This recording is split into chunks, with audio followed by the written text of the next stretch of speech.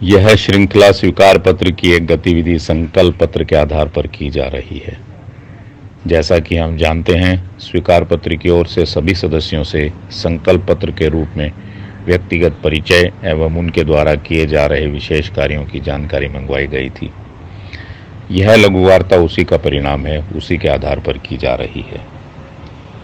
व्यक्ति विशेष के कार्य को जहां एक नई पहचान एवं सहयोग मिल सकेगा, वहीं महर्षि दयानंद के कार्यों को एक नई गति दी जा सकेगी। स्वीकार पत्र की आज की लघु वार्ता की कड़ी में आपका परिचय ब्रह्मचारी अरुण कुमार आर्यवीर जी से करवाया जा रहा है।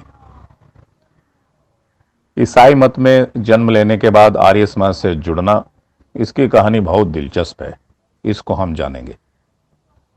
आर्य समाज में आने के बाद आर्य समाज का बहुत कार्य आर्यवीर जी ने किया है।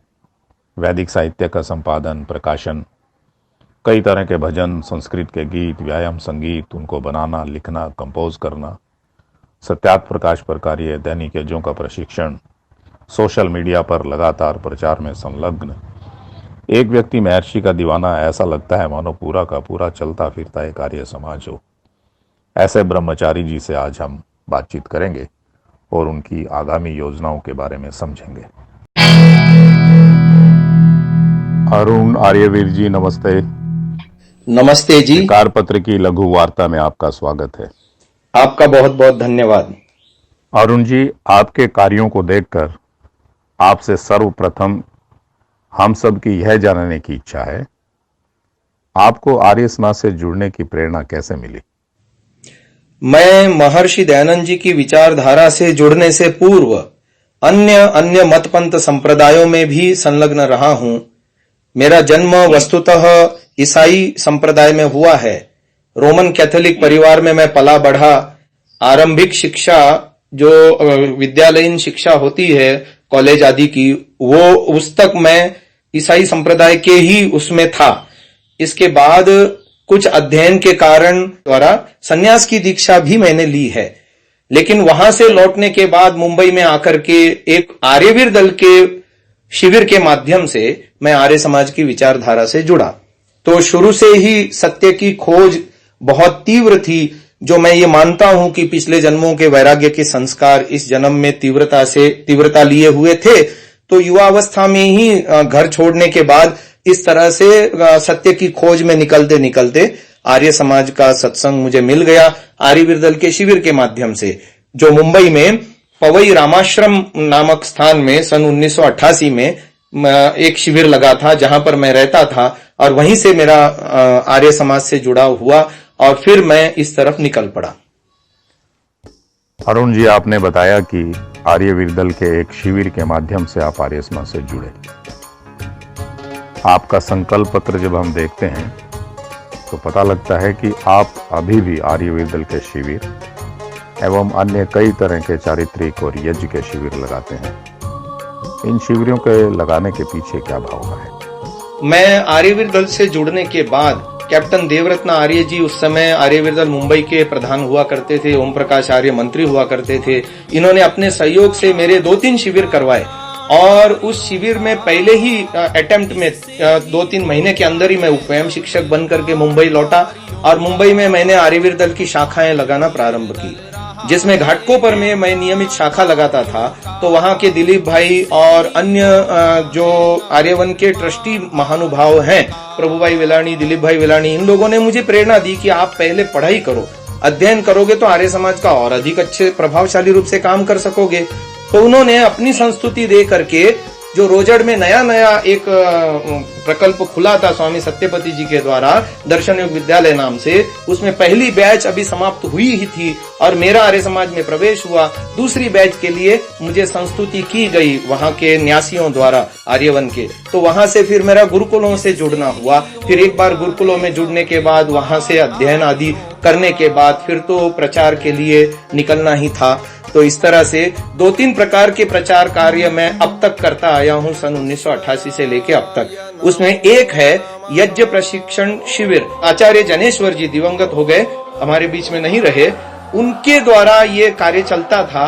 सैकड़ों लोग एक ही पंडाल में बैठ करके यज्ञ प्रशिक्षण लिया करते थे। मात्र 6 सत्रों में तो वो कार्यक्रम मैंने उनके साथ कई शिविरों में मैं गया हूं, तो उनसे वो सीखा जो आज उनके चले जाने के बाद मैं उस कार्यक्रम को करता हूं।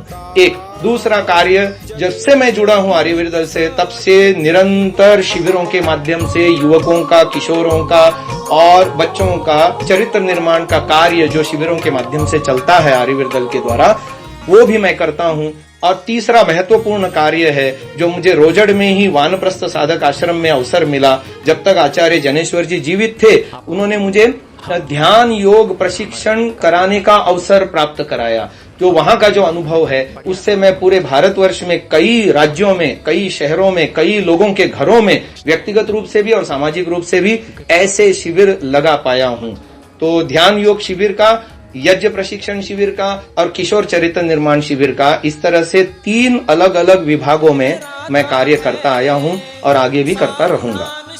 इन शिविरों के साथ साथ आप कुछ पुस्तकों का संपादन भी कर रहे हैं। एक पत्रिका सांतसा का संचालन भी आप कर रहे हैं। इसके पीछे क्या उद्देश्य है? जी, मैं जब डॉक्टर त्रिलोकीनाथ क्षत्रिय जी से जुड़ा तो उनके साहित्य से बड़ा प्रभावित हुआ। वो एशिया के सर्वाधिक पढ़े लिखे व्यक्तित्व के रूप में मेरे सामने उभर के आए। एक ऐसे मनीषी जिन्होंने आधुनिक विज्ञान और प्राचीन वैदिक विज्ञान का समन्वय करते हुए प्रबंधन विधाओं पे बहुत अद्भुत काम किया है। तो उनके कार्य को प्रसिद्धि दिलाने के लिए मैंने सांतसा नामक, जो नाम उन्होंने ही बनाया है, सांस्कृतिक तकनीक सामाजिक, इस नाम से मैंने 13 वर्षों तक निशुल्क पत्रिका चलाई है। तो इस तरह से प्रकाशन का कार्य भी 100% निशुल्क होता है। प्रचार, पुस्तकें छपती हैं और वो प्रचारित होती हैं, कोई किसी का शुल्क नहीं लिया जाता। सोशल मीडिया के विभिन्न माध्यमों से भी आप खूब प्रचार कर रहे हैं, वहां पर भी आप पूरी तरह से सक्रिय हैं। उसके बारे में थोड़ा सा विस्तार से बताएंगे? आने वाली पीढ़ी को हम कुछ अच्छा दे सकें, तो वो काम मैंने 25 साल पहले शुरू किया था। आपको जानकर के प्रसन्नता होगी कि अब वो लगभग 40 से भी अधिक घंटों का कार्यक्रम हो चुका है और ये भी कार्यक्रम निशुल्क वितरित होता आया है। ये जो गाने बने हैं वो देशभक्ति के हैं, आर्य समाज के हैं, आर्यवीर दल के हैं, महर्षि दयानंद जी से संदर्भित हैं, संस्कृत के श्लोक, गीतिकाएं हैं, भारत गौरव गान एक बहुत अच्छा काव्य बन गया है, तो उसका भी बहुत प्रचार हो रहा है और पूरे देश विदेश में ये सब निशुल्क ही वितरित हो रहा है। मैं अपेक्षा रखता हूं कि ये जो कार्य हुआ है वो ऑडियो के माध्यम से और वीडियो के माध्यम से जन जन तक पहुंचे। अरुण जी, सांतसा के नाम से एक ऐप आपने हाल में ही लॉन्च किया है, उसमें आप अपलोड कर रहे हैं, उसके बारे में भी बताएं।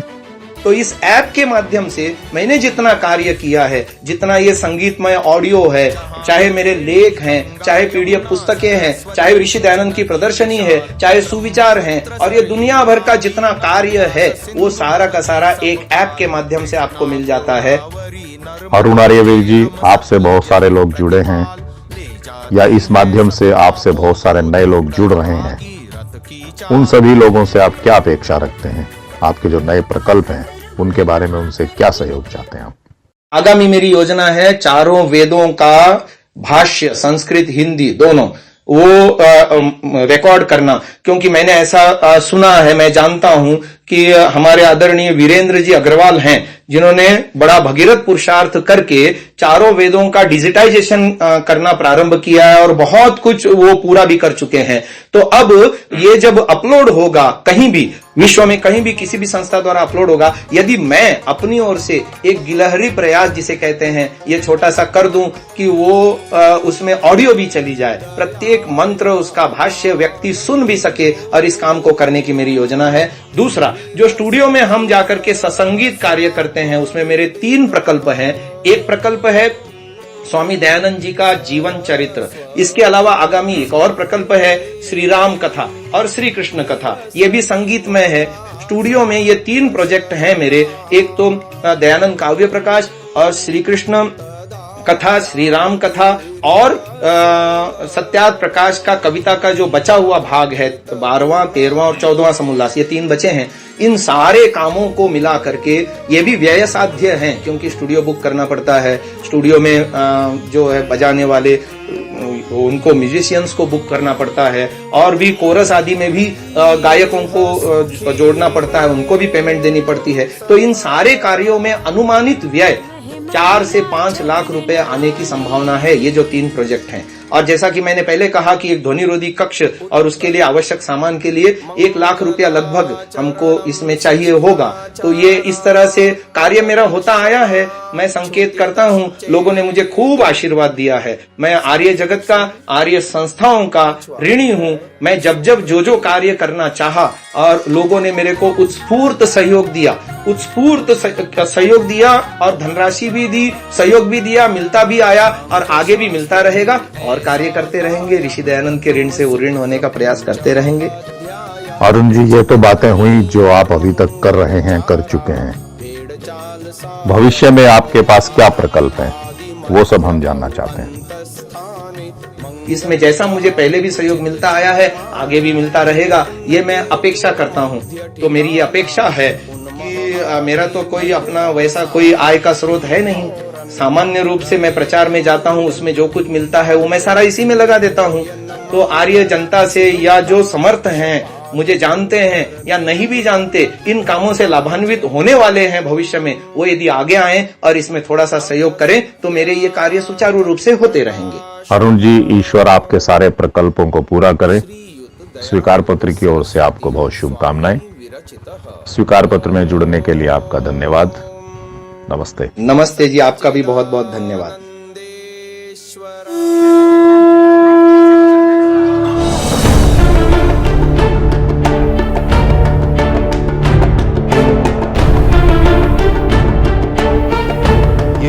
साक्षात्कार श्रृंखला उन सभी लोगों के लिए है जिन्होंने आर्य समाज 1875 के कार्य को आगे बढ़ाने में अपना सर्वस्व समर्पित कर दिया है।